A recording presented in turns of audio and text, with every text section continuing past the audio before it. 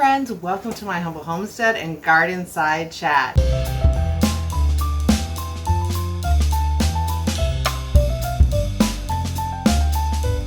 Today it is a constant downpour outside, which I am not going to complain about. It is great that my garden is being watered, and so today is some nice indoor stuff. I spent the entire morning cleaning out drawers. I have some shelves under here that were just a hot mess. I emptied all of those out, cleaned them, vacuumed, wiped everything out, got rid of a whole bunch of mismatched Tupperware and lids that I couldn't find tops for. I just kind of decluttered all of that. It needed to be done. I haven't got to my pantry yet, which I still need to do, but it's a start. So I got all that done this morning. Now what I want to do is I want to make some rhubarb barbecue sauce. Now I know in the Ball book, there's one that's kind of a it's a Victorian one, and it's kind of sweet one. This one I want to do, it's a little smoky, more like a regular barbecue sauce, not quite so sweet. I was gonna do a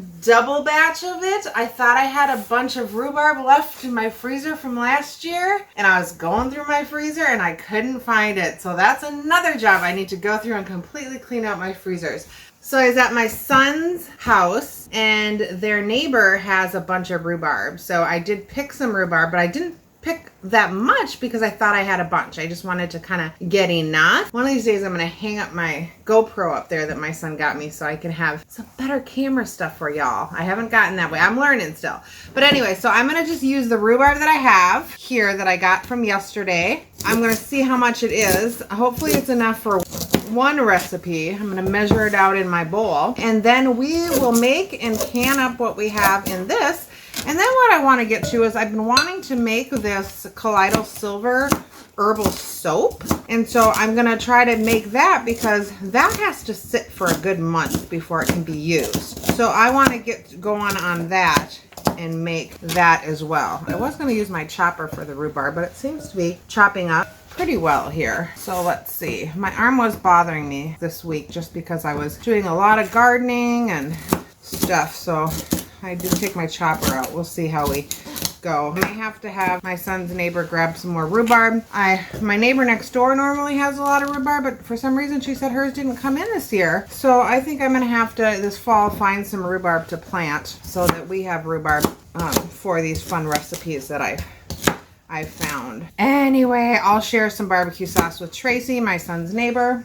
And let me bring you down here so you can see what I'm doing. I am just chopping. We'll see how much rhubarb we can get out of here, if we can get enough for at least one full batch. And I may still have a bunch in my freezer. It may be in there somewhere. I need to reorganize it. After I got my meat, I've kind of not been as organized in the freezer as I normally am. That's okay. I'm trying to use up what we have in this June pantry challenge that we're doing here, but I will be canning this up, so it will be a preservation project here. So let me get this chopped up, and then we will move right on to the rest of it. All right, see you in a minute. All right, so I have to show you. So it calls for 5 cups of brown sugar, and you can see I don't use brown sugar very often. My brown sugar is like hard as a rock. I know a lot of people make their own brown sugar. I'm going to start doing that because I really don't use sugar very often. I mean, when I make recipes like this, barbecue sauce, I don't use a lot of barbecue sauce. So I definitely don't have a problem putting sugar in it. I do have some coconut palm sugar, so I'm going to put part coconut palm sugar in it. Then I'm going to put some organic white sugar in there, and I'm going to add molasses to it. That's how I am going to do that today. Palm sugar I've been using a lot more of because it's better for the glucose level. But because I've never used it in barbecue sauce, I don't want to use all of it. If you guys have used palm sugar for the whole recipe of barbecue sauce, let me know how it works. So I am just going to use the rest of the organic white sugar, and then I'm going to get my molasses out here, which I have lots of that. I have a big gallon one of this too. So I'm just going to dump this in, and then I'm going to dump my molasses in here. This might be a little different than the original recipe, but you know what? We're in a pantry challenge, and I'm using what I have. My standard answer for everything. So I'm just gonna put a tablespoon of molasses in here. Nice and sticky. I'm gonna have to wash off this top here. Okay, and then I'm gonna roughly chop this onion up here. And if I was doing more chopping than just this, I would certainly use my chopper. Since I'm just making one thing here. Okay, and then to this, let me show you what I have here. I am going to add some Chipotle seasoning. Now you can add whatever kind of Chipotle seasoning you have. I just have this crushed seasoning. So I'm gonna add 2 tablespoons of it, but I'm just gonna I don't know how to get the top off here. So I'm gonna do 2 tablespoons of Chipotle seasoning because like I said, I want more of a smoky barbecue sauce and not the sweet one.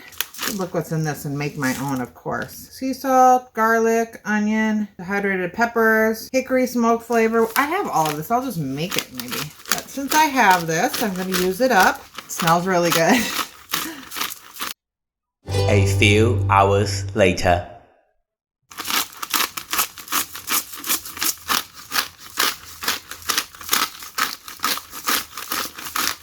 To that, we're going to add 2 tablespoons of dried mustard, 1 tablespoon of salt, and 1 teaspoon of salt and a tablespoon of pepper. And you know how I measure. Let's add some salt and a tablespoon of pepper. There we go. Now we're going to add a 1/2 cup of apple cider vinegar. And then we will bring this over to the stove and we will cook it over low until it all cooks down. And then I will let you see how that looks as we turn this into barbecue sauce. So I'll show you this after it cooks down and we blend it up.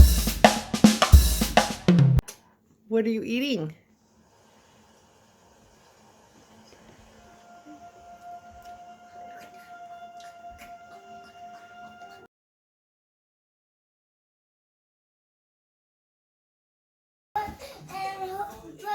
Push the basket over.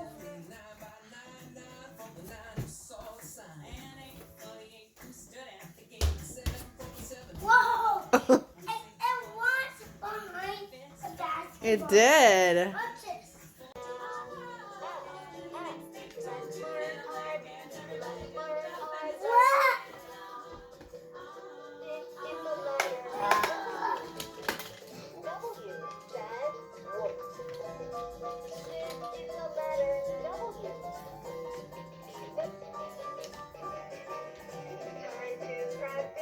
Grandma, look at me. I see you.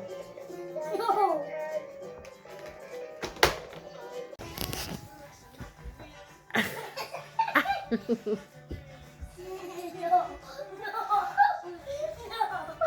No. Brock, drop it. I got it. No. Oh. No. Hey, no. No.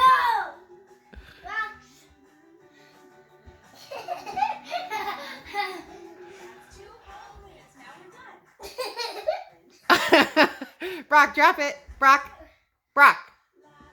Okay, let's fetch. No. Have him fetch it, Paige. No. He's trying to get it. Well, you gotta throw it for him. Don't get it. Okay. Go fetch. Yeah.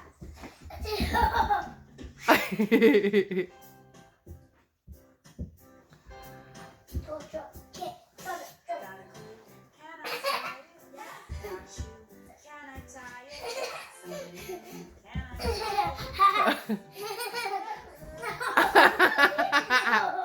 Let go. No.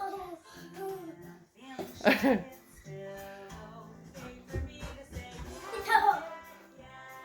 Go fetch.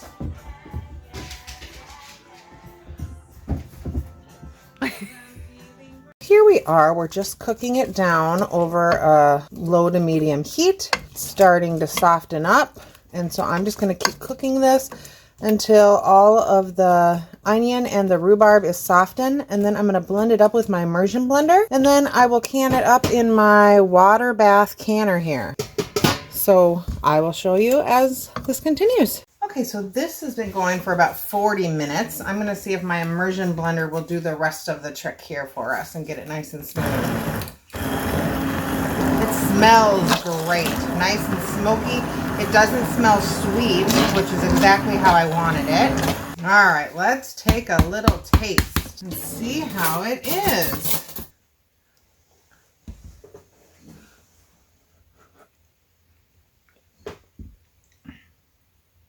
Whew. It's a little bit of a spice to it, but okay, that is really good. And my son, who said he doesn't like rhubarb, I think I'm going to have him try it. Oh, it is really good. All right, that is really yummy.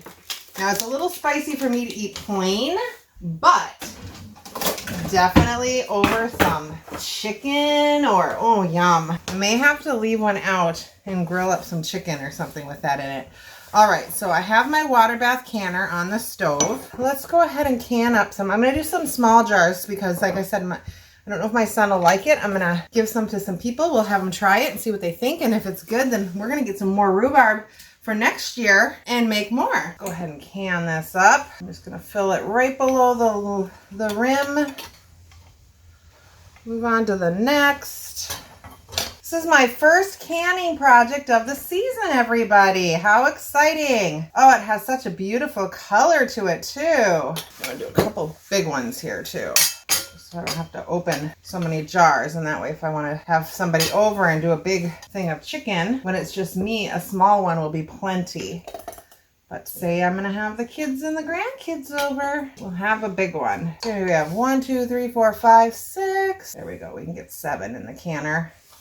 And then that will be perfect amount to leave out. Awesome sauce. Let me get something for the fridge. Perfect, everybody. Super excited about this. Okay, this one I'm just going to set aside so I know that's what I'm putting in the fridge. Let me get I'm going to get some air bubbles out of here.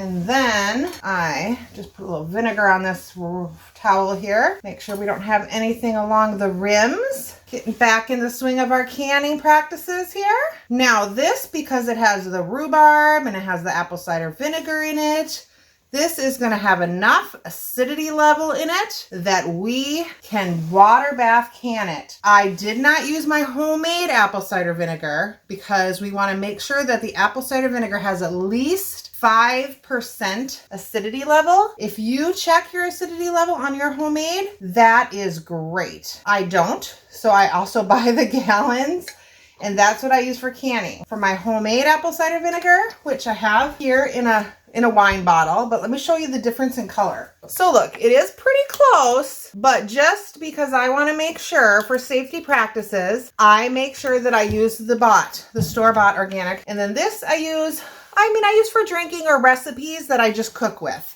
So that's just for my own preference, for my safety. That's how I do it. You guys can do however you feel comfortable with. And I am using up my ball jars that I have, my ball lids, but once I do, everybody that I watch uses those 4 jar lids, and I am certainly going to get on that bandwagon and use those as well. So let's get these lids on here and in the water bath canner, and then I'm going to process them for, it says 10 minutes. I'm going to do 15 because I have one large one. So I'm going to do 15 minutes once it comes to a boil. My water is just heating now because these are hot. And I'm excited to tell my son about it because he's so not a fan of rhubarb, and I want to tell him it does not taste like rhubarb.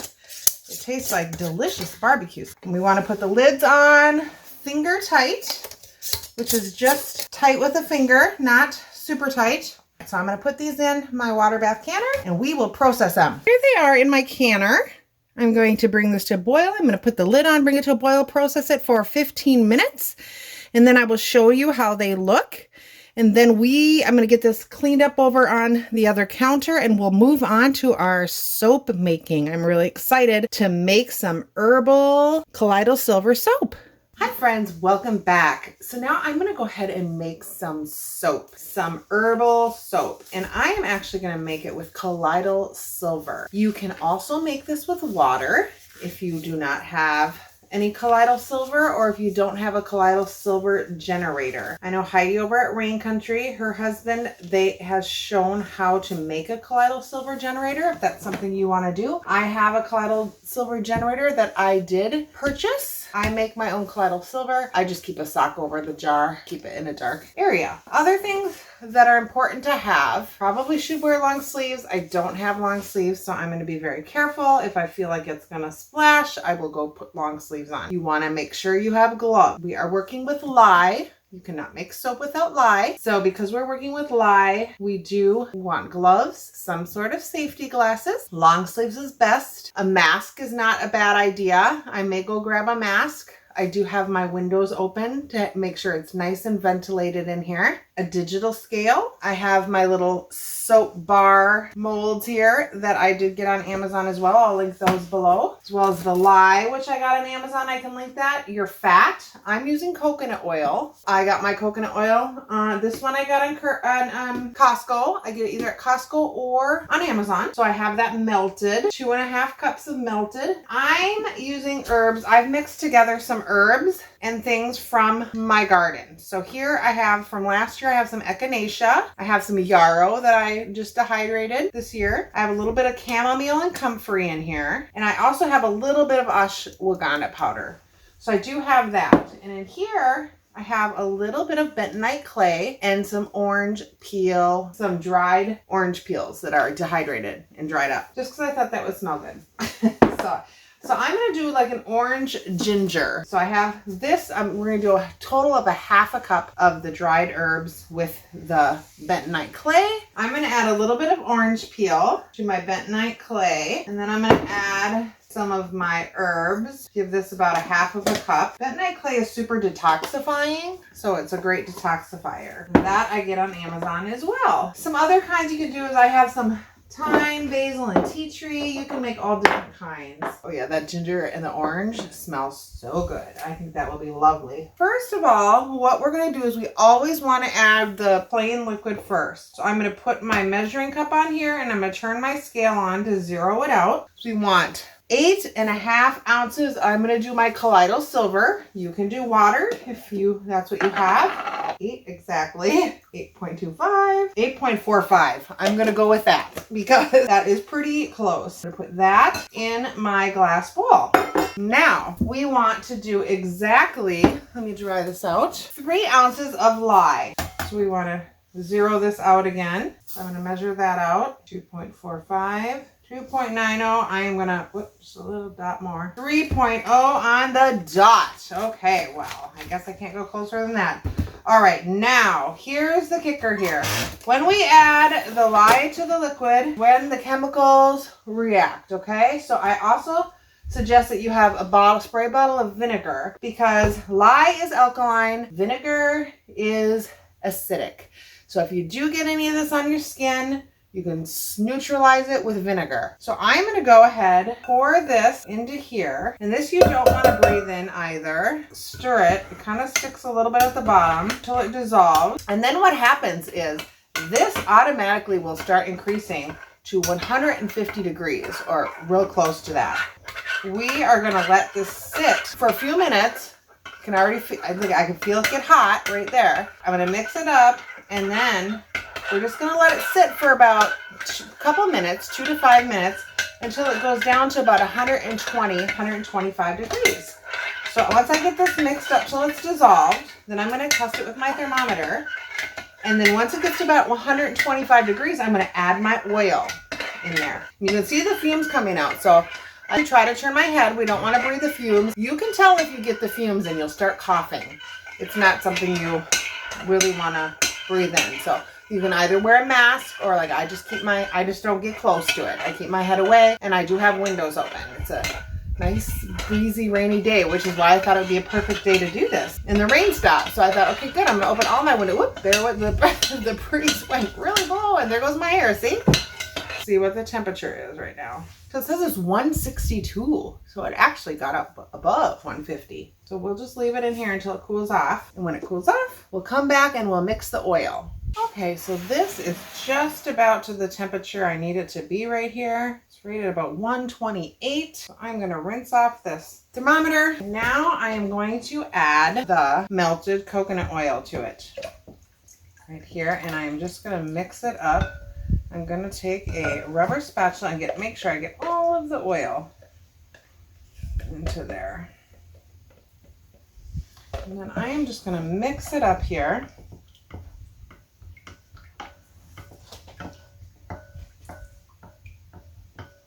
Mix it in there really good for a couple of minutes. And then you can keep mixing it by hand, but the more efficient and faster way to do it is with an immersion blender. Now you got to either be super careful not to splash your arms or wear long sleeves. So we are going to immersion blend this.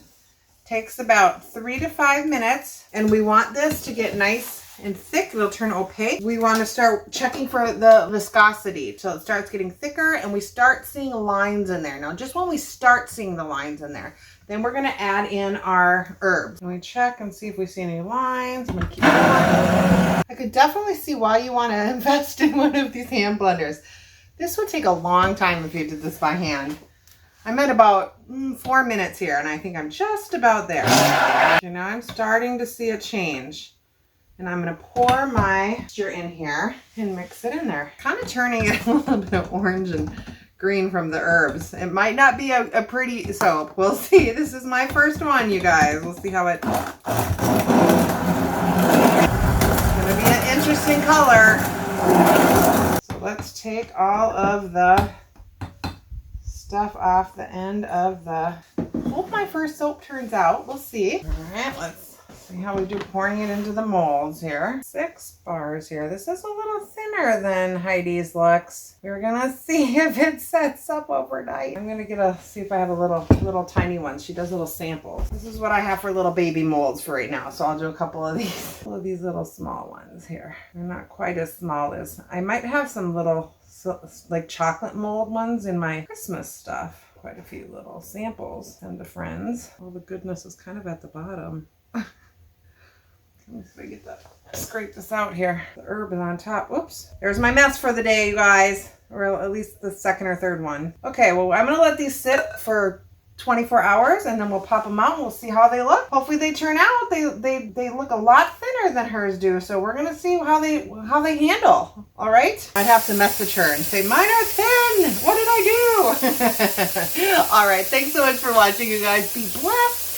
Have a great day. Bye.